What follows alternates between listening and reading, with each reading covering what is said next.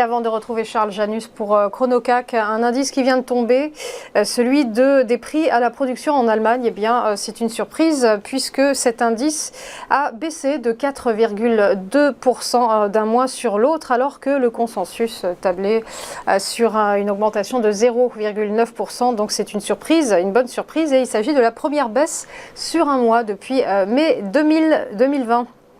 On retrouve donc dès à présent Charles Janus. Bonjour.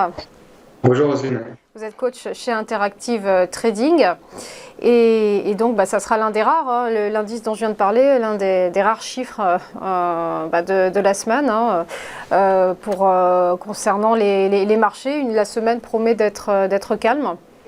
Alors oui, des marchés boursiers, pour l'instant qui paraît toujours en effet sur un ton un petit peu plus dovish de la part des banques centrales. Et pourtant, on a notamment James Bullard qui est sorti un petit peu du bois ces derniers jours avec une annonce comme quoi le taux terminal de la Fed pourrait être entre 5 et 7%. Donc attention, le point pivot de la Fed qui est tant scruté par les marchés, a priori il ne peut être pas pour tout de suite. Et d'ailleurs, ça pourrait peut-être relancer des velléités baissières sur les indices boursiers, notamment le CAC 40. Donc on l'a dit, 7 semaines de hausse consécutive, 18% de hausse. Rendez-vous compte, il lui suffit de monter que de 2% maintenant pour passer en fait dans ce qu'on appelle un marché haussier, un bull market, puisque la définition technique, c'est une hausse de 20%. Donc plus que 2% pour sortir d'un marché baissier. Alors que l'ensemble des indices mondiaux et notamment des indices américains sont toujours baissiers. Donc on peut le voir, pour l'instant normalement on a une petite phase un petit peu euphorique à court terme et cette zone d'euphorie en fait, elle arrive aussi sur une zone de résistance technique, graphique et donc il va falloir être très prudent maintenant. C'est plus du tout le moment de passer à l'achat, on va plutôt chercher des ventes. Il y a deux solutions pour chercher des ventes, soit en attendant qu'on reteste la zone de résistance, donc la zone rouge autour des 6700 points, ou bien sûr cassure à nouveau des 6600 points avec des stops assez serrés, comme ça on a un bon ratio rendement-risque.